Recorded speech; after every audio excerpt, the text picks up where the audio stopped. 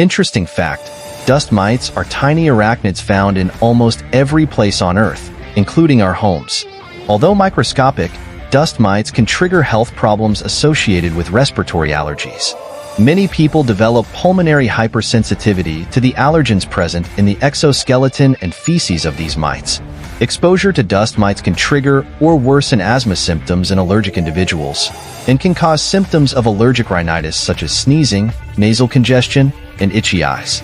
Some people may develop allergic contact dermatitis from dust mites, leading to skin irritation. The presence of dust mites in the home can trigger episodes of allergic conjunctivitis in sensitive individuals. While dust mites are not directly responsible for severe illnesses, the complications arising from the allergies they cause can significantly affect the quality of life of affected individuals.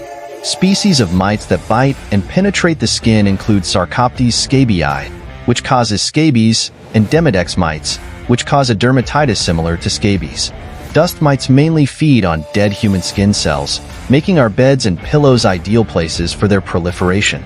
Although they are not visible to the naked eye, a mattress can harbor millions of dust mites.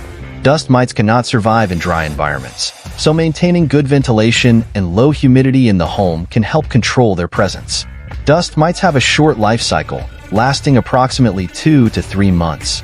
They are most active at night, which explains why allergy symptoms can worsen while we sleep. They can survive in extreme temperatures, from -20 degrees Celsius to 60 degrees Celsius. Their nighttime activity can affect sleep quality and cause discomfort in allergic individuals. Although dust mites are considered household pests, they play an important role in the ecosystem by decomposing organic matter. To reduce exposure to dust mites, it is recommended to maintain good hygiene in the home, wash bedding regularly, vacuum and ventilate rooms, and control humidity to prevent their proliferation. If you experience persistent allergy symptoms, it is advisable to consult a doctor or allergist for an accurate diagnosis and appropriate treatment. Thank you for watching our videos. Follow us and share to see more videos from the Curiosity Corner.